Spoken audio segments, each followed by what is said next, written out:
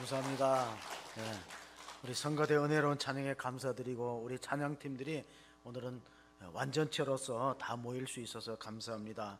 하나님의 은혜와 여러분의 기도를 힘입어서 12일간의 성지순례 여정을 잘 마치게 되었습니다.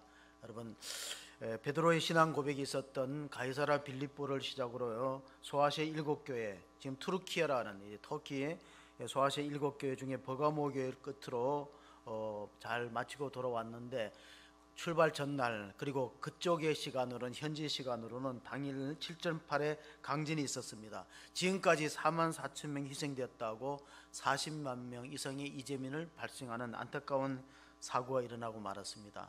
사람의 힘으로 어찌할 수 없는 천재지변이고 재난인데, 우리가 성경을 읽어볼 때 종말의 징조 가운데 우리 장로님도 대표 기도하셨지만은 마태복음 24장에 보면 역사의 끝에는 처처에 지진과 기근이 있고 전쟁의 소문이 끝쳐지지 않는다, 하나의 종말론적인 현상으로 볼 수도 있습니다. 터키와 우리나라는 한 6시간, 이스라엘까지 하면 6시간 7시간 시차가 있습니다. 거리도 7,400km 떨어졌습니다. 그러나 터키라는 나라는 73년 전 1950년도에 6.25 전쟁 때 2만 명 이상의 병사를 파병했고 그 중에 1,005명이 전사한 나라입니다. 그래서 우리나라를 굉장히 좋아하는 게 터키 국민들입니다. 코넬리 온누마나, 이 코넬리라는 것은 우리나라는 뜻이고, 코넬리 온누마나는 한국인 최고야 하는 찬사입니다. 왜냐하면 우리가 재난구호단들이 일진이 이제 어저께 돌아왔다고 뉴스에 나왔는데, 가서 아주 적극적으로 이 건물 더미에 있는 사람들을 구해내기 위해서 몸을 아끼지 않고 봉사했습니다. 우리나라 재난구호단들이 2살 난 소녀를 건져냈다고 합니다. 우리 이 한국의 구호단들이 가서 2살 나는 생존한 건물 더미에 있는 2살 난 소녀를 건져내고 또 많은 물자들을 지원하고 있습니다. 단 그들은 햄이나 소세지가 있는 것은 배가 고파도 먹지 못합니다. 왜? 이슬람에서 돼지고기를 먹지 못하기 때문에 돼지고기를 원료로 하는 식품들은 그들이 받아들이지 않습니다. 라면이 먹고 싶어서 라면을 값을 물어보니까 라면 한 그릇에 13,000원 이상이에요.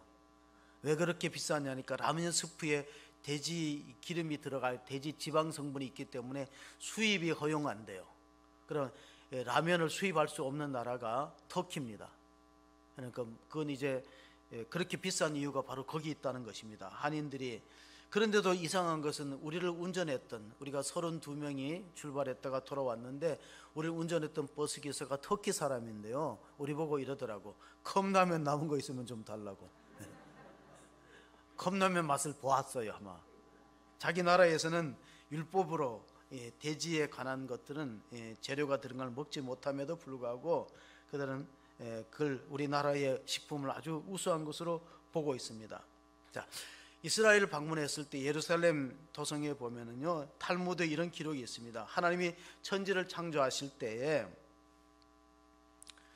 10개의 아름다움을 이 지구 곳곳에 이렇게 이 땅에다가 뿌릴 때 9개를 예루살렘 몫으로 떨어뜨렸다. 하나님의 어떤 계획과 의도가 있었는지 이 지상의 아름다움의 9가지 분량 90%는 예루살렘에 있다고 할 만큼 예루살렘 성전은 해가 뜰 때라든가 또 낙조가 있을 때 황금빛으로 빛나는 그런 도성이 되고 있습니다. 예루살렘 성의 성전을 보시면요, 가운데가 돔인데 황금빛으로 빛납니다. 저거는 제가 찍은 사진입니다.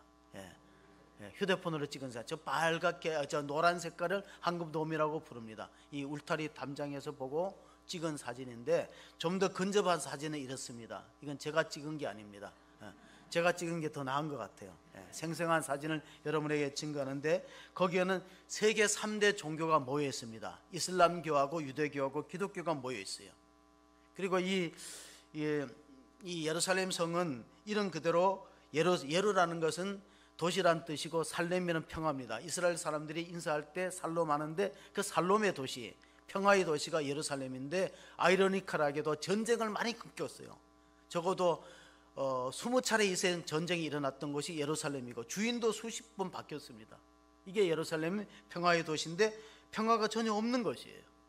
지금도 가만히 보면은 저기에는 유대교 신자들이 못 들어갑니다. 모슬렘들이 차지하고, 우리가 16세기에 오스만 터키 제국의 황제 술라이만 1세가 그 예루살렘을 점령하고 나서는 저기를 이제 모스크 사원으로, 자기들의 사원으로 만들어 갖고, 그 장소가 뭐냐면은 창세기 22장에 아브라함이 그 아들 이삭으로 번제를 드렸던 곳에 세워진 위치가 바로 거긴데, 그 사람들은 이삭을 제물로 드리지 않고 자기들의 조상인 이스마엘, 아브라함의 몸종 하갈을 통해서 태어났던 이스마엘을 통해서 지어진 성전이다, 이렇게 주장하고 있습니다. 또한 그곳이 어떤 곳입니까? 다윗이 인구조사 후에 하나님의 징계를 받고 아라우나 타작마당, 오르난 타작마당에서 그 제사를 드렸던 장소, 바로 그 장소가 같은 장소고, 거기에 나중에 헤롯이 유대인들의 한샘을 사기 위해서 성전을 지었습니다. 거기 보면 이제 문이 여러 개 있는데, 미문이라는 아름다운 문, 미문도 있고, 또 사도행전에 보면 기적이 일어났던 미문도 있고, 분문이 있어요. 분문이라는 것은 배설물이 나가는 문이죠. 양문이 있습니다. 그런데 황금문은 굳게 닫혀 있습니다. 그 울타리 성벽에 보면 황금문은 열지 않아요. 왜 황금문을 열지 않습니까? 에스겔 선지자가 예언하기를, 에스겔서 44장 1절 2절에 보면은 그가 나를 데리고 성소의 동쪽을 향한 바깥문을 들어오시니 그 문이 닫혔더라. 여호와께서 내게 이르시되 이 문은 닫고 다시 열지 못할지니 아무도 그리로 들어오지 못할 것은 이스라엘 하나님 나 여호와가 그리로 들어왔음이라. 그러므로 닫아둘지니라. 왜 문을, 출입문을 굳게 닫았다면 이 동쪽 문은 메시아가 들어오는 문이기 때문에 그들은 아직도 메시아가 오지 않았다는 생각을 갖고 있어요. 그 메시아에 대한 견해가 유대교와 기독교와 이슬람은 다 다른 것입니다. 지금도 그들이 예배드리는 날 휴일을 보면요, 이슬람교들은 금요일 날 쉽니다. 직장과 학교를 쉬어요.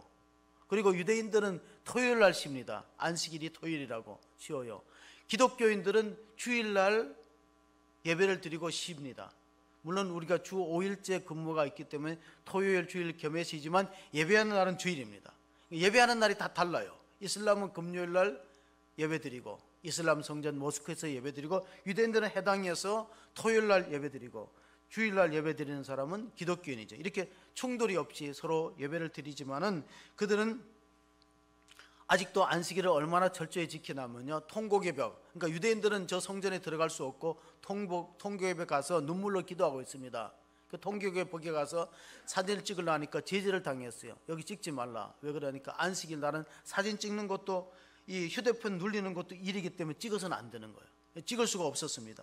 물론 그들이 예배 드리는 장면을 우리가 보기는 했지만은 결국 그들은 안식일을 그렇게 지키면서 오늘 우리가 예배에 관한 문제, 요한복음에 보면 사마리아 우물가 여인이 예수님을 만나는 장면이 있는데, 가장 중요한 것은 예수님이 누구냐는 것입니다. 오늘 우리가 읽지 않았던 4장 25절 26절을 보면 예수님은 자신의 신분을 밝힙니다. 여자가 이르되 메시아 곧 그리스도라 하는 이가 오실 줄을 내가 아노니 그가 오시면 모든 것을 우리에게 알려주시리이다. 예수께서 이르시되 내게 말하는 내가 그라 하시니라. 여러분, 예수님은 복음서에 보면 자신이 메시아라는 걸 감출 때가 많았습니다. 내가 그리스도인 것을 아무에게도 알리지 말라. 기적을 행하신 후에도 자신의 메시아 되심을 발설하지 말라 그랬는데, 이 여자에게는 분명히 자신이 메시아라고 밝히고 있습니다. 내가 그라, 내가 메시아라. 그 여자는 메시아가 오시면은, 그러면 우리가 정말로 참되게 예배할 수 있는 날이 올 것인데, 구원이 유대인에게서 난다는 것은 이 여자도 성경을 읽어서 알고 있어요. 사마리아 성에 사는 여자도. 그런데 메시아를, 예수님을 메시아로 받아들이지 않는 것이 이슬람교입니다. 그리고 이슬람 종교는 예수님을 어떻게 생각하냐면 예언자, 선지자 중에 하나로 생각합니다. 유대교는 어떻게 생각합니까? 유대교는 예수님은 자신이 하나님이라고 신성 모독하여 십자가에 죽은 그 정도밖에 생각하지 않습니다. 그리고 그들은 아직도 메시아가 오지 않았다고 기다리고 있어요.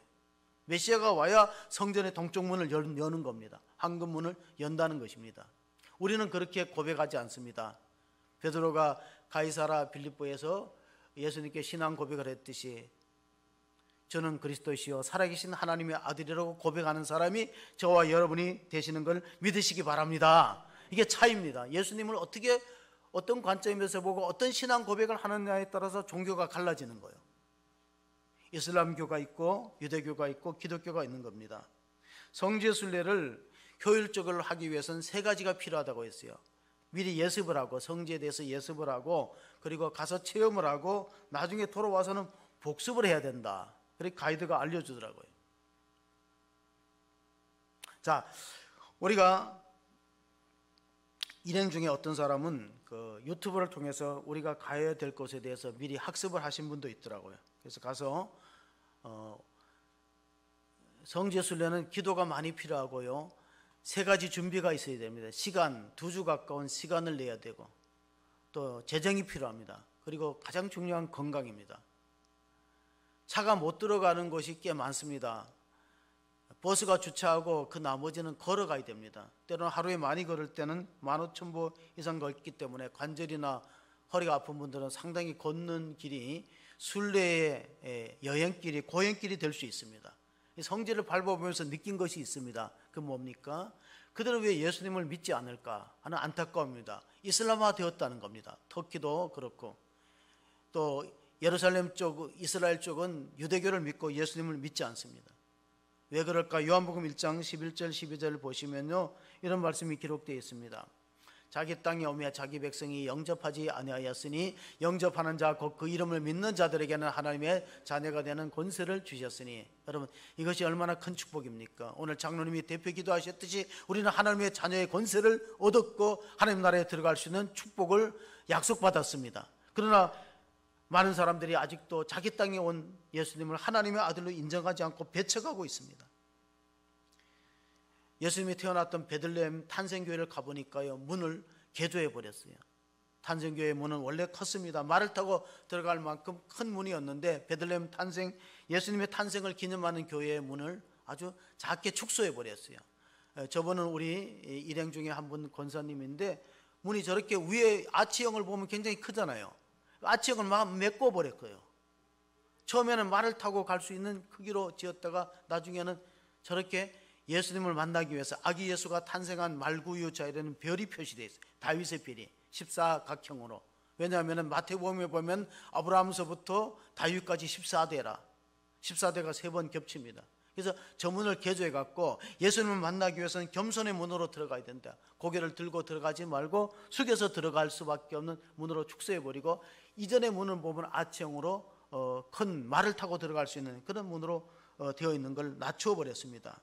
자, 하나님께 들어가는 예배자의 자세에 대해서는 시편은 이렇게 말씀합니다. 시편의 말씀을 한번 인용해 보시면, 여호와가 우리 하나님이신 줄 너희는 알지어다. 그는 우리를 지으시니요 우리는 그의 것이니 그의 백성이요 그의 거리시는 양이로다. 감사함으로 그의 문에 들어가며 찬송함으로 그 궁정에 들어가서 그에게 감사하며 그의 이름을 송축할지어다. 예배 드리는 자세에는 겸손과 감사가 있어야 된다는 시편의 말씀입니다. 하나님 앞에 예배하는 자는 어떤 자세로 들어가야 되는가? 겸손의 문을 들어가고 또 감사의 문으로 들어가서 여호와를 경배하면 하나님이 은혜를 베푸시고 구원의 축복을 주시고 때로는 기적도 선물로 주시는데, 요한복음에 보면은 2장의 기적이 나옵니다. 최초의 기적은 물이 포도주가 되는 가나 현장을 갔어요. 가나에 가면은, 이스라엘의 가나라는 지역에 가면 예수님이 첫 번째 기적을 행하신 물을 포도주로 바꾼 장소가 있습니다. 기념교회가 있습니다. 물론 거기서는 포도주를 많이 팔아서 그 포도주를 사서 우리가 갈릴리 바다에서 주일날에 성찬 예배를 드렸습니다. 가나의 기적의 포도주를 사서. 그런 감격을 맛보면서 느낄 수 있는 것은 뭐냐? 하나님이 물을 포도주로 바꾸었다는 것은 자신이 우리를 위해서 피 흘릴 것을 예고한 것입니다. 이 잔을 들라, 너희를 위해서 흘리는 나의 피 곧 언약의 피니라. 그걸 말씀하는 거고, 또 물이 포도주가 되었다는 건 무엇입니까? 세상의 많은 기적 가운데 사람이 바뀌는 것보다 큰 기적은 없습니다. 그런데 사람은 언제 바뀌냐요? 예배를 통해서 하나님을 만날 때 바뀌는 걸 믿으시기 바랍니다. 우리가 왜 예배를 중요하게 여기게 되냐면, 예배는 신앙생활의 심장과 같고 기초이기 때문에, 기본기예요. 예배의 기본기가 없이는 믿음이 성장할 수 없기 때문에, 물이 포도주가 바뀌는 그 기적의 현장 속에서 우리는 사람이 사람을 만날 때 역사가 되고 사람이 하나님을 만나는 것을 표적과 기적이라고 하는데, 요한복음에 7가지 기적이 나옵니다.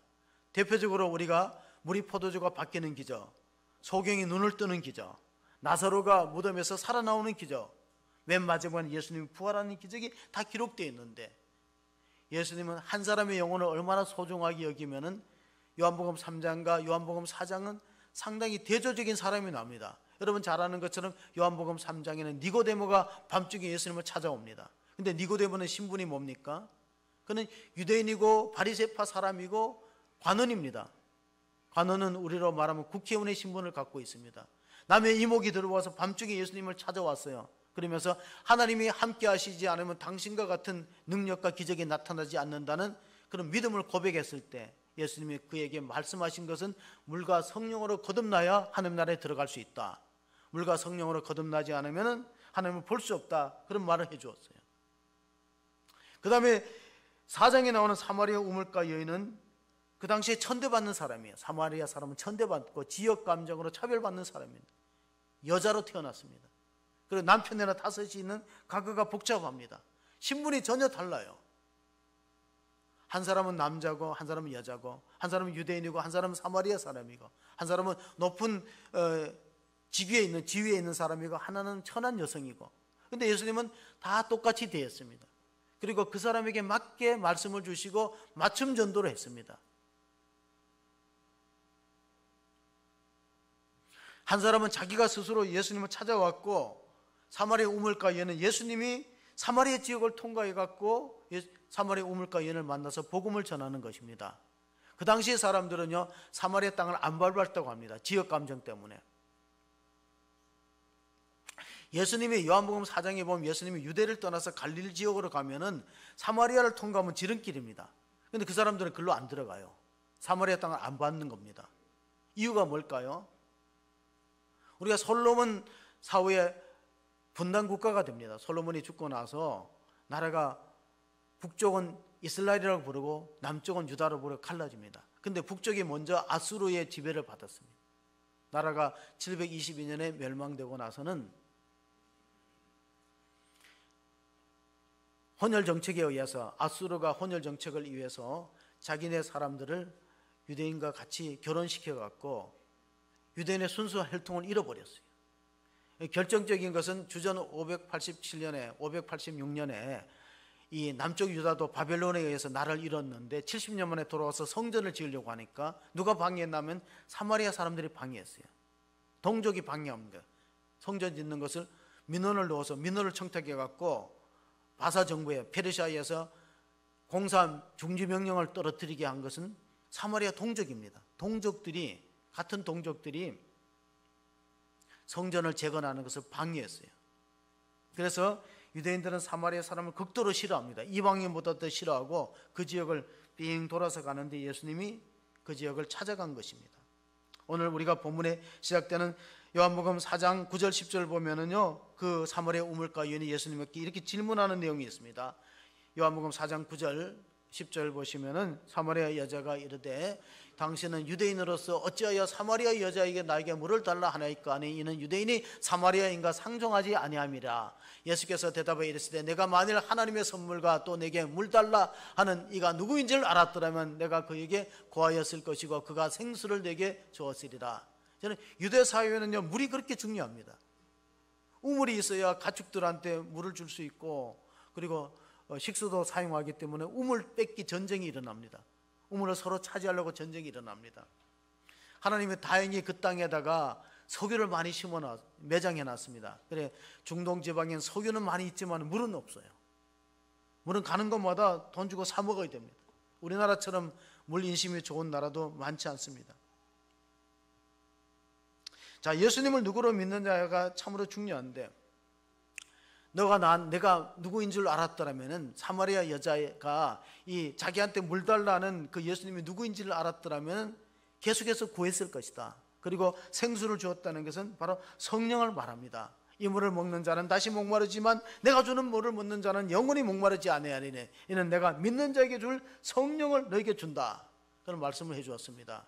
여러분 성령이 왜 중요합니까? 오늘 예배하는 자가 영과 진리로 예배를 할 때 그 영이 성령을 뜻하고 있습니다. 성령의 이끌림을 받고 진리를 따라서 말씀의 기초에서 예배를 드리는 것이 참된 예배의 모습이다. 영과 진리라는 것은 영은 성령을 뜻하고 진리는 성경 말씀을 뜻하는 겁니다. 올바른 예배가 뭡니까? 성령의 인도함에 따라서 말씀을 중심으로 예배를 드릴 때 우리가 구원의 역사를 체험하기 때문에 영과 진리로 예배하는 자를 하나님이 지금도 찾고 계십니다.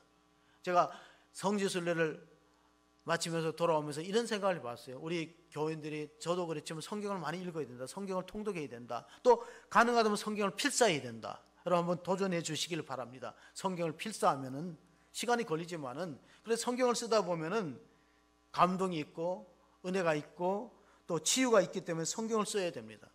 과거에 보면 진시황이요, 유생들을 감옥에다 생매장해버리고 땅에다 묻어버리고 책을 다 불태워버리는데 그걸 분서경류라고 합니다. 분서, 유교의 책을 다 불질러버리고, 왜냐하면 학자들이 자기 정책을 반대한다는 거예요. 그래서 학자들이 갖고 있는 책을 다 가져다가 태워버렸어요. 유생들을 생매장해버렸어요. 그게 이제 한문 용어로 뭡니까? 분서경류라고 그럽니다. 기독교에도 그런 역사가 있었습니다. 기독교가 공인되기 전에 303년에 황제 디오클레티아누스가요, 신앙서적과 성경을 다 가져오라 그랬어요. 그럼 살려주고 집에 감추고 다 적발되면 죽인다 그랬어요. 그런 일들이 있었습니다. 얼마나 무섭게 포기령을 내렸냐면은 많은 그 당시에 행정관들이 가서 집집이 뒤집니다. 그래서 성경에 작은 쪽복음이라도 나오거나 책자라도 나오거나 신앙서적이 발견되면 다 고문하고 죽이는 거예요. 그런데 미리 다 자기가 스스로 자진 납부하고 신고하면은 그럼 살려준다 그랬습니다. 그런데 많은 사람들이 신고하지 않았어요. 성경은 생명책이기 때문에 이걸 지켜야 된다, 그런 마음을 가지고 있다가 고문도 당하고 죽었습니다. 그래서 성경은 피로서 증언되는 말씀이기 때문에 우리가 소중하게 여기게 되는데, 베드로전서 보면요, 베드로전서 1장에 보면 우리가 거듭난 것이 무엇으로 거듭난 것인가 같이 읽어봅니다. 너희가 거듭난 것은 썩어질 씨로 된 것이 아니요 썩지 아니할 씨로 된 것이니 살아있고 항상 있는 하나님의 말씀으로 되었느니라. 여러분, 물과 성령으로 거듭난다는 것은 무슨 뜻입니까? 하나님 말씀과 성령으로 거듭난다는 뜻이에요. 하나님 말씀을 읽을 때 중생의 체험이 일어나게 되는 그런 은혜가 있게 되고, 하나님 말씀을 읽을 때 영혼이 소생케 되고, 우리가 하나님 말씀을 중심으로 신앙생활을 하지 않으면요, 자칫하면 이단 사이에 넘어가기 쉽기 때문에, 너희가 거듭난 것은, 우리가 거듭난다는 것은 히브리 말로 헬라 말로 아노덴이라고 불러요. 아노덴, 헬라 말, 그리스 말로 아노덴은 뭡니까? 위로부터 태어난다는 겁니다. 사람은 두 번 태어날 수 있어요. 육신의 부모로부터 우리가 몸을 물려받잖아요. 육신의 부모로. 그러면 우리가 이 땅에 생명을 유지하고 사는데 그렇게 해갖고는 오래 살 수 없는 거예요. 육체는 후패하고, 그래서 베드로전서 1장 24절에 보면 모든 육체는 풀과 같아. 그 모든 영광은 풀의 꽃과 같아. 그게 베드로전서 1장 24절에 이어지는 말씀이거든요. 그런데 하나님 말씀은 세세토록 있도다. 내가 너에게 전한 말씀이, 이 하나님 말씀은 세세토록 있는 말씀이다. 여러분, 우리가 말씀을 통해서 거듭난다는 이 진리를 알 때만 우리가 참다운 크리스찬 기독교인이 될 수 있기 때문에, 사도행전 통해서 우리가 수리아 안디옥 지역에서 그리스도인이라는 칭함을 받았어요. 바울과 바나바가 거기서 1년 동안 가르쳤더니 주변 사람들이 이 사람들은 그리스도에 속한 사람이다, 크리스찬이다, 그래서 칭호를 받은 것이 사도행전 11장의 사건인데요, 그 지역이 어디 지역이냐면 지금 지진이 일어났던 곳입니다. 수리아 안디옥. 그래서 우리는 수리아 안디옥을 가지 않고 비시디아 안디옥을 갔습니다. 비시디아 안디옥은 많은 사람들이 예수님을 믿지 않을 때, 그때 그 이방인에게 바울이 이전에 이방인에 가서 복음을 전하겠던 분기점이 비시디아 안디옥입니다. 자, 이스라엘 사람들이 가장 중요하게 생각하는 성경이 신명기 6장 4절 5절에 있는데, 한번 읽어보시면은, 이스라엘아 들으라, 우리 하나님 여호와는 오직 유일한 여호와시니 너는 마음을 다하고 뜻을 다하고 힘을 다하여 내 하나님 여호와를 사랑하라. 자, 하나님을 사랑하는 것이 그들이 성전을 사랑하는 것으로 나타났어요. 그래서 성전의 중요한 기능은 제사 기능이고 예배를 드리고 속죄함을 받는 것입니다. 마음을 다하고 뜻을 다하고 힘을 다하여 하나님을 예배하라, 이렇게 바꾸어도 큰 차이가 없습니다. 하나님을 마음을 다하여 힘을 다하고 정말 그들이 성전을 지으려는 목적이 무엇입니까? 성전을 통해서 예배가 회복되는 것이 목적이에요. 성전은 다른 기능이 아니라 예배가 중요한 그 활동이기 때문에 그렇습니다. 제가 신학교 때 숙제로 읽은 책이 있어요. 월터 브루그만이라는 구약학 교수가 레포트를 내라 그래서 성스러운 땅을 읽어보니까 이 성지를 중심으로 전쟁이 많이 일어났어요. 하나님이 약속의 땅, 언약의 땅인데 또 외세의 침략을 통해서 땅을 서로 주고 뺏는 전쟁이 얼마나 많이 일어났습니까? 그 월터 브루그만이 한 말이 뭐냐면 기독교인은 중요한 것은 누구냐는 후의 문제가 아니고 후주의 문제라고 역설했습니다. 자, 당신이 누구냐 하는 문제보다가 당신은 누구의 소유냐 하는 문제가 더 중요한 문제라는 겁니다. 모세를 가리켜서 하나님의 사람이라고 표현합니다. 모세가 왜 하나님의 사람입니까? 하나님에게 예속된 사람이다. 하나님의 일꾼이다. 바울은 자기가 예수 그리스도 종이라는 표현을 썼어요. 복음을 전할 때마다. 여러분은 누구에 속해 있느냐, 이게 참으로 중요합니다. 우리가 죽을 때 보면은요, 모세가 죽을 때 유다서에 보면은 그 영혼을 사탄하고 사탄의 종과 하나님의 천사가 서로 씨름합니다. 내 거라고, 내가 데려가겠다는 거예요. 근데 책망해갖고 사탄이 물러갔습니다. 우리가 죽을 때도 마찬가지입니다. 마귀의 사자가 와서 우리를 데려가려고 하고 하나님의 사자가, 천사가 와서 우리 영혼을 데려가려고 할 때 누구의 소유자가 참 중요해요. 인생은 후의 문제가 아니고 후지의 문제라는 월터 브루그만의 주장은 바로 그겁니다. 우리가 누구의 것이냐, 누구에게 예속되었느냐, 이게 참으로 중요한 것이죠. 하나님의 사람이 되는 것은 바로 하나님과 예배의 관계를 통해서 우리가 매일매일 점검할 필요가 있습니다. 우리의 믿음을 점검할 필요가 있다는 것입니다. 로마서 10장 9절 보면 바울이 이렇게 말씀했습니다. 내가 만일 내 입으로 예수를 주로 시인하며 또 하나님께서 그를 죽은 자 가운데서 살리신 것을 내 마음에 믿으면 구원을 받으리라. 사람이 마음으로 믿어 의에 이르고 입으로 시인하여 구원에 이르느니라. 자, 우리가 예배를 통해서 예수님을 주라고 시인하는 것이 바로 입으로 시인하는 겁니다. 물론 우리가 예배가 구원의 조건은 아니에요. 그러나 구원받은 사람이 마땅히 해야 될 의무가 예배라는 것입니다. 날마다 예수님을 주로 고백하고 하나님이 그를 죽은 자 가운데 다시 살리신 것을 믿으면은, 그럼 우리가 구원받은 백성이 되는데 아직도 많은 사람들이 예수님의 부활을 믿지 않습니다. 그래서 비시대 안디옥에 바울이 가서 해당에서 복음을 전할 때 유대인들이 시기하고 내쫓으려고 합니다. 그게 사도행전 13장 45절 46절인데 저희들이 비시디아 안디옥을 방문했습니다. 유대인들이 그 무리를 보고 시기가 가득하여 바울이 말한 바를 반박하고 비방하거늘 바울과 바나바가 담대히 말하여 이르되 하나님의 말씀을 마땅히 먼저 너희에게 전할 것이로되 너희가 그것을 버리고 영생을 얻기에 합당하지 않는 자로 자처하기로 우리가 이방인에게로 향하노라. 비시디아 안디옥은 하나의 분기점이 되었어요. 원래 바울은 자기 동족들한테 복음을 내려서 여러분이 기다리던 메시아, 오랫동안 기다렸던 아브라함 시대부터 다윗의 시대부터 기다리던 메시아 구세주가 왔습니다. 그분이 예수님이다 하니까 안 믿는 거예요. 이방 사람들은 믿는데 정작 성경을 연구하고 기록하고 보존했던 유대인은 안 믿으니까 얼마나 안타깝습니까? 그래서 예수님이 요한복음 1장 11절에 가장 슬픈 기절, 성경의 가장 슬픈 기절이 요한복음 1장 11절이라는 것은 성지를 가보면 알아요. 자기 땅에 왔는데 유대인 혈통을 통해서 예수님이 왔고 베들레헴에서 태어났고 갈릴리에서 사역했고 예루살렘에서 십자가에 죽으셨어요. 근데 자기 땅에 왔는데 자기 백성이 안 믿어요. 아마 이스라엘 사람들을, 터키 사람들을 우리를 보면 이상하게 생각할 거예요. 여기 뭐 볼 게 있다고 저렇게 비행기 타서 시간을 들이고 돈을 들여서 보느냐, 그런 생각을 할 거예요. 근데 가만히 보면 그 사람들은 자기 조상덕을 보는 거예요. 자기 조상들이 교회를 세우기 때문에 수많은 기독교 순례자들이 가서 관광자원으로 자기네들이 재정을 얻으면서 정작 자기들은 안 믿는 거예요. 왜 그럴까? 그들은 황제 숭배하는 사상이 있습니다. 우리가 그리스 로마 신화가 있잖아요. 이 그리스 사람들은 신을 의인화시켰어요.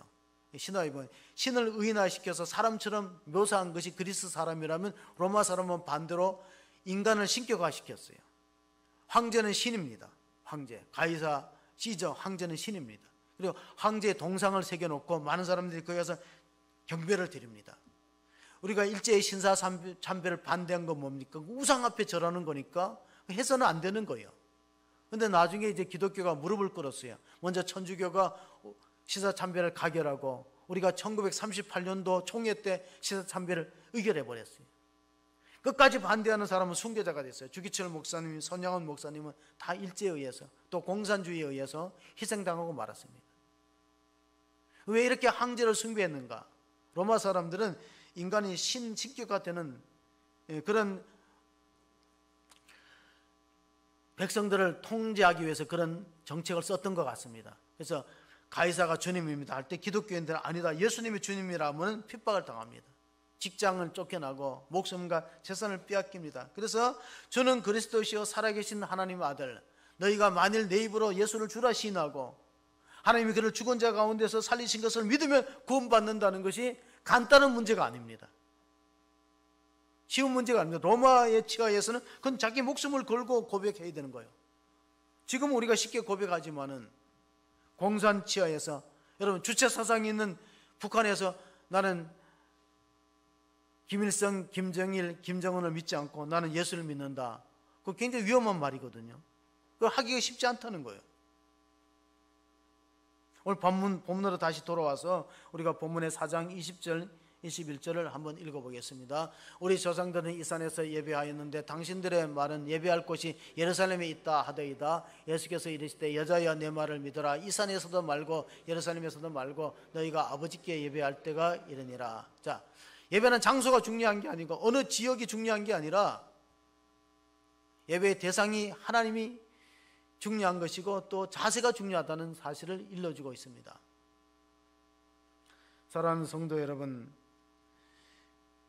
제가 성지순례 하면서 느낀 게 하나 있는데 그게 뭐냐면 우리나라가 좋은 나라구나, 우리 집이 자기 집이 최고구나. 여행을 해보면 음식도 맞지 않고 자기 집이 최고고 우리나라가 좋은 나라고 우리 교회가 좋은 교회다, 그런 생각이 들었습니다. 특별히 여러분 우리 교회 우리 항전 직분자들 많이 존중해 주시길 바랍니다. 장로님, 권사님, 집사님들, 안수 집사님들은 참 교회를 잘 지키느라고 얼마나 애를 쓰고 있습니까? 나가보면 알아요. 나가보면 우리 교회, 우리 성도들 재직들이 참 훌륭하구나 하는 생각을 하게 됩니다. 우리나라가 얼마나 좋은 나라냐면요, 선교사가 우리를 인도했던 터키 선교사가 한 번은 휴대폰을 분실했대요. 이 휴대폰을 분실하니까 이 자료가 다 날아가는 겁니다. 거기다 또 카드가 거기 있으면 카드까지 잃어버리는데 카드를 내려 그러면 얼마나 어렵나. 신용카드 하나 내려면요 현지인을 대동하고 은행을 3번 인터뷰를 해야 돼요. 현지인, 자기 혼자 가면 안 돼요. 현지인, 터키 사람을 데리고 가야 돼요. 그것도 3차례나 데리고 와서 하면은 이제 신용카드가 승인되면은 언제 자기가 받아보면 한 달 후에 받아봐요. 그런 나라예요, 그런 나라. 우리나라는 뭐 마트에 가면 금방 해주고 그러는데 그거 없어요. 그리고 우리는 휴대폰에 남의 거 손 안 댑니다. 근데 터키 사람들은요 보관을 잘못하면 훔쳐가요. 분실합니다.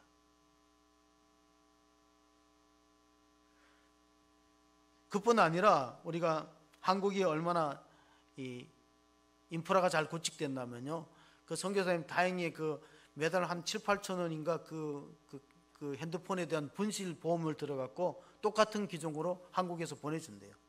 그렇게 좋은 나라예요. 그리고 음식도 보세요. 엘빈 토플러라는 사람이 제3의 물결을 썼어요. 미래학자인데 엘빈 토플러. 첫 번째 물결은 농업화의 물결인데 3,000년간 인류를 지배했다는 거예요. 그 다음에는 이제 산업화에, 우리가 영국의 산업혁명이 일어나서 18세기부터 한 300년간 주도하다가 제3의 물결은 정보화의 물결입니다. 근데 맛도 제3의 맛대, 제1의 맛이 뭐냐면 엘빈 토플러가 한 말입니다. 제1의 맛은 소금이에요, 소금. 제2의 맛은 소스예요, 소스. 우리가 양념하는 소스, 뭐 이런 거, 샐러드 이런 소스가 제2의 맛인데, 자, 제3의 맛이 뭘까요? 제3의 맛이 발효식품입니다. 우리 김치라든가. 이거 지금 제3의 맛이 세계를 주도한다는 거예요. 제1의 맛은 소금이고 제2의 맛은 소스고 제3의 맛은 발효식품인데 우리 조상들이 이미 아마 오래전에 만들어냈어요. 우리나라 K 과일이 얼마나 유명하냐면요, 베트남에서는 제사 지낼 때요 우리나라 딸기는 비싸다 그러잖아요. 비싸다. 특히나 이스라엘 사람들이 우리나라 순례객들에서 뭘 팔 때요, 한국말을 몇 가지 하는 게 있어요. 빨리빨리, 싸다 이런 말이에요. 우리가 비싸다 그러면 아니다, 싸다 그래요. 그 말을 배웠어요. 싸다, 그 다음에 빨리빨리, 그런 말을 할 줄 알아요. 물론 뭐 더 많은 말을 하는 사람도 있지만은, 지하철을 한번 타봤는데 터키 대학생인가 20대 여성이 한국말을 잘해서 우리나라에 유학했냐니까 아니래요. 인터넷으로 배웠대. 우리나라 그런 나라예요. 한국어를 배우기 위해서 자기 인터넷을 통해서 배웠는데 한국에 온 적이 없대. 근데 우리한테 안녕하세요 인사하더라고요. 그래서 한국에 와서 유학했냐니까 안 했다는 거예요. 한국말을 그렇게 관심 있고 배우려고 합니다. 우리나라가 좋은 나라는 걸 느끼고, 또 마사다 지역에 갔을 때 성인식을 하더라고요. 성인식. 지금도 유대인들은 만 13세가 성인식을 해요. 근데 성인식 할 때 성경 두루마리를 안고 가더라고요. 두루마리가 마치 이렇게 시린다처럼 커다랗게 되는데 그 두루마리를 안고 랍비가 앞에 서서 인솔을 하고, 제가 영상으로 한번 찍었는데 언제 한번 볼 기회가 있으면 보는데요, 어떤 분이 자기 교인이 결혼했을 때 목사님이 축전을 보냈대요. 요한일서 4장 18절을 보냈대요. 요한일서 4장 18절 한번 읽어보실까요? 이렇게 사랑 안에는 두려움이 없고 온전한 사랑이 두려움을 내쫓나니 두려움에는 형벌이 있음이라. 두려워하는 자는 사랑 안에서 온전히 이루지 못하는. 그래, 목사님이 요한복음 요한 1절 4장 16절을 신혼부부한테 축복의 성경 말씀으로 줬는데, 전보를 칠 때 우편 배달부가 잘못 듣고 교회 안 되는 듣고 요한복음 4장 16절을 축전으로 보냈어요. 요한복음 4장 16절은 어떤 기록이 있을까요? 너에게 남편이 5이 있고 지금 있는 자도 내 남편이 아니니 내 말이 참되도다. 깜짝 신혼부부들이 가보니까 깜짝은 이건 오타예요. 전송이 잘못된 거예요. 이런 실수를 하지 않기를 바라면서, 우리가 하나님의 말씀을, 왜 이 여자는 남편이 5일까? 그리고 예수님은 그 과거를 묻지 않고 알려줬어요. 너가 남편 5 있지만 지금 있는 사람도 내 남편이 아니다. 그러니까 이제 여인이 자기 과거를 처음 만나는 사람이 알으니까 너무 신기한 겁니다. 당신은 선지자입니까? 예언자입니까? 내 과거를 어떻게 압니까? 그럴 때 예수님이 말씀은 내가 여러분이 기다리던 메시아다. 자신의 메시아 되심을 밝히고 있습니다. 근데 그 여인이 예수님 만나고 나서는 낮에 와서 물을 길러는 자세가 바뀌었습니다. 유대인들은 시에스타라는 게 있어요. 중동 지방의 시에스타가 뭐냐면은 11시에서 오후 한 3시까지는요 식사 후에 낮잠 시간이에요. 근데 이 여자가 사마리아 우물가 여인이 야곱의 우물에서 물을 깃는 시간은 제6시라고 되어 있거든. 요한복음 4장에 6시가 뭐냐면은 성경의 시간은 우리의 시간으로 환산할 때 6을 더해야 돼요. 우리나라하고 터키는 6시간이 우리가 빨라요. 6을 더하면 뭐냐, 정오에는 사람들이 안 나가요. 우물가에서 물을 길지 않습니다. 왜 그렇게 했을까? 사람의 이목이 싫었던 거예요. 사람들이 수군거립니다. 저 여자는 남편이 저렇게 매번 바뀐다. 얼마나 그게 자기 과거의 상처가 됩니까? 그 말 듣기 싫어서 혼자 우물을 길러 왔다 예수님 만났습니다. 예수님은 그 여자의 과거를 묻지 않습니다. 미래를 말합니다. 너가 앞으로 복음을 전하는 자가 될 것이다. 나중에는 물동이를 버려두고 나가서 마을 사람들한테 가서 외칩니다. 내가 예수님을 만났다. 메시아를 만났다. 구약 성경에 기록되고 다윗의 후손으로 온 하나님의 아들을 내가 만났다. 그게 바로 전도자가 되는 겁니다. 따라서 우리가 좋은 전도자가 되기 위해서는 먼저 좋은 예배자가 될 줄로 믿습니다. 되어야 됩니다. 에이든 토저라는 하나님의 사람 목회자는 이런 말을 했어요. 우리가 봉사자가 되기 전에, 사역자가 되기 전에 먼저 예배자가 되는 것이 우선되어야 된다. 좋은 예배자가 되고 나서 전도자가 될 수 있고 봉사자가 될 수 있고 사역자도 될 수 있다는 겁니다. 우리가 계속해서 본문의 22절, 23절 읽어보면 이런 말씀이 이어지고 있습니다. 너희는 알지 못하는 것을 예배하고 우리는 아는 것을 예배하노니 이는 구원이 유대인에게서 남이라. 아버지께 참되게 예배하는 자들은 영과 진리로 예배할 때가 오노니 곧 이때라. 아버지께서는 자기에게 예배하는 자들을 찾으시느니라. 하나님은 어떤 사람을 찾는다고? 참되게 예배하는 자, 영과 진리로 예배하는 자를 찾으시는 줄 믿으시기 바랍니다. 우리는 예배를 본다는 생각을 하는데 진정한 예배의 뜻은 드린다는 데 의미가 있어요. 예배는 시간을 드리고 물질을 드리고 자기 은사와 재능을 드리는 것에 초점을 맞추셔야 됩니다. 그런데 우리가 역사를 보면요, 이스라엘 민족이 분단 국가가 되면서 10지파가 북이스라엘로 가버려요. 12지파 가운데. 남쪽은 유다와 베냐민 지파가 있고 여로보암이 1세가 10지파를 가져가는데, 거기다가 이스라엘 지도를 보면 북쪽이 단이라는 지명이 있어요. 북쪽에. 그리고 이스라엘 지도의 남쪽에 보면 부엘세바가 있어요.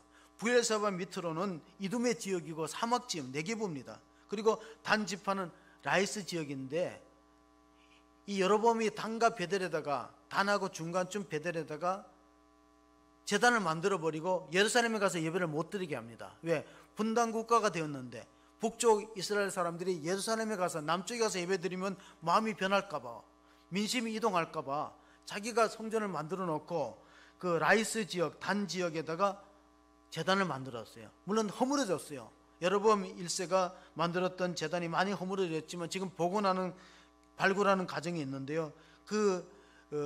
여로보암 1세의 단 지파는 세웠던 제단이 지금 공원이 되어 있습니다. 이스라엘에서 국립공원으로 만들어서 요금을 내고 들어가야 돼요. 통행료를 내고 입장료를 내고 들어가 보면은 단 지파의 흔적이 남아 있는데, 한번 보시면은 그 여로보암이 세웠던 단 지파의 모습은 지금 이렇게 되어 있습니다. 여러분, 그것이 이제 지금 인위적으로 만든 건데, 네 기퉁이가 그 제단입니다. 예루살렘 제단보다 크게 만들고 뿔 형태로 되어 있어요. 소의 뿔 형태. 제단 뿔이 바로 이렇게 된 그 제단 안에 철망을 놔두고 거기다가 밑에 나무를 떼서 번제, 양과 염소를 불살라 버리는 겁니다. 조금 더 그 상수리 나무가, 그때 아브라함과 야곱이 상수리 나무, 저 상수리 나무가 제의적인 나무입니다. 그러니까 이스라엘 민족은 제단을 쌓을 때 상수리 나무 밑에다가 돌로 제단을 쌓았는데, 가공한 돌은 쓰면 안 됩니다.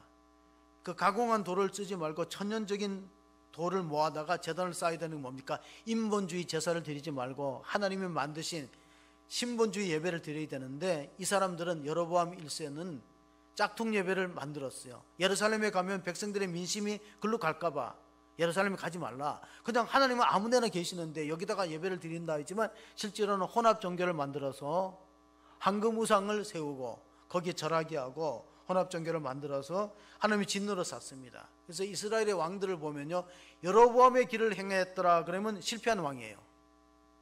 여로보암의 길을 따랐다 그러면은 그 나라가 미래가 없는 거예요. 그 왜 그렇습니까? 혼합 종교를 받아들이고 황금 우상을 섬기고 하나님을 전적으로 예배하지 않고 자기의 마음대로 만드는 짝퉁 예배를 드렸다는 거예요.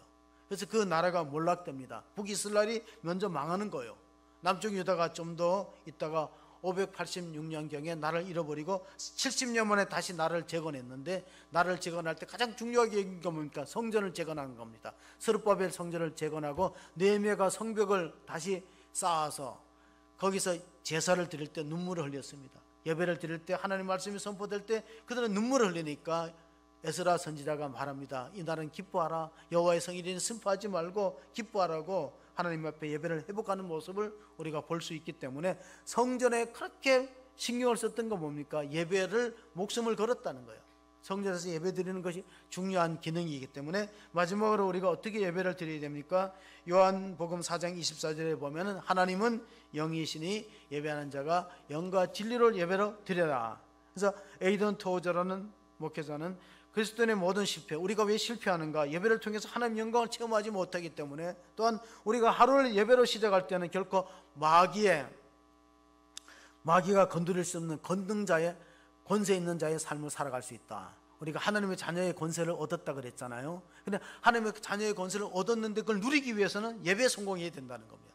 예배에 실패하면은요, 하나님의 영광이 떠나가 버리고 우리가 이방의 문화와 이방의 풍조에 물들어 버리기 때문에, 우리가 하나님을 온전히 예배할 때 참된 예배자를 하나님 찾으시고 또 그런 예배자를 통해서 하나님의 영광을 받으신다. 칼 바르트라는 신학자는 예배를 드리는 행위는 가장 긴급된 일이고 가장 이제 그 시급한 일이고 가장 중요한 일이고 가장 영광스러운 일이다. 인간이 하나님 예배한다는 것은 얼마나 중요한 것이냐. 이걸 통해서 우리가 하나님을 사랑하는 믿음을 고백하고 하나님의 사랑을 표현하는 것, 우리 신앙 고백과 사랑을 표현하는 것 동시에 하나님과 축복된 관계가 이어지는 겁니다. 그래서 우리가 삼위일체 하나님 예배 대상으로 섬깁니다. 무엇입니까? 성부 하나님, 성자 예수님, 성령 하나님. 이 삼위일체 하나님이 우리 예배 대상이 되면은 하나님이 세 가지 축복을 주시는데 어떤 축복입니까? 요한 3서 2절 우리가 잘 아는 말씀입니다. 같이 봅니다. 잘하는 자여 내 영혼이 잘된 것 같이 내가 범사에 잘되고 강건하기를 내가 간구하노라. 자, 예배의 관계는 하나님과 만남을 통해서 하나님 우리의 찬양과 경배를 받으시고 우리에게 세 가지 복을 주는데 먼저 영혼이 잘 되는 거예요. 두 번째가 뭡니까? 범사가 형통한 것입니다. 세 번째 강건한 회복을 경험하기 때문에 우리가 코로나 이후에 가장 시급하게 회복할 주제가 뭐냐? 예배 회복입니다. 복음의 사람은 예배자로 산다는 것이 하나님을 예배할 때, 그런데 유대교와 이슬람교는 삼위일체 하나님을 경배하지 않아요. 이슬람 사람들은 인살라라는 말을 써요. 회교는 인살라, 신의 알라의 뜻대로 알라를 믿는 거, 알라의 뜻, 인살라, 알라의 뜻대로. 그러니까 숙명론에 빠지는 겁니다. 그들의 하나님은, 그들의 신은, 알라 신은 이 땅에 오지 않아요. 이 땅은 죄가 많고 부패했기 때문에 거룩한 알라가 이 땅에 안 내려와요. 그러니까 구원이 이루어지지 않는 거예요. 세상의 종교는 크게 두 가지가 있는데 범신론과 이신론이 있어요. 범신론은 뭡니까? 불교나 힌두교는 모든 것이 신이라는 거예요. 일체 중생 수유불성, 모든 생명체는 불성이 있다. 그래 자기가 깨달으면 부처가 된다는 거니까 그게 뭡니까? 그건 범신론입니다. 그런데 이신론이 있어요. 그건 뭐냐면 알라신같이 신은 하늘에 고고하게 앉아 계시지 이 땅에 죄 많고 고통스러운 것에 안 내려온다는 거예요. 그럼 기독교는 뭡니까? 기독교는 초월하신 하나님이 내재하시는 그리스도로 통해서 우리 역사 가운데 들어왔고 이 땅에 발을 디뎠고 하나님이 우리와 당하는 여러 가지 고통을 경험해서 구원을 완성했다, 십자가에서. 그래서 우리는 성부, 성자, 성령님을 믿는 삼위일체 하나님의 예배의 대상인데 유대교와 이슬람은 그게 아니에요. 이슬람은 알라의 뜻대로 초월적 신은 인정하지만 우리 가운데 오셔서 예수님처럼 우리 고통을 나누는 그런 신은 믿지 않아요. 유대교도 마찬가지입니다. 유대교도 예수님을 메시아로 받아들이지 않고 아직도 메시아를 기다리고 있어요. 구원이 이루어지지 않던데 우리는 하나님을 예배하고 그 하나님의 계시로 오신 예수님을 구주로 믿기 때문에 우리가 참으로 복된 관계 속에 있다. 그래서 우리는 예배를 생명처럼 여기고 예배에 집중하고 기본기가 있는 교회가 되는 것이 얼마나 중요하냐면요, 1992년도에 플로리다주의 허리케인으로 11만 7천채의 집이 다 무너졌는데 27채의 집이 안 무너졌는데 그게 누가 지은 집이냐고? 헤비타트 운동하는 사람들이 지은 집이에요. 2002년도에 지미 카터 대통령이 헤비타트 운동으로 노벨상을 받았습니다. 평화상을. 근데 그분이 지금 98세예요.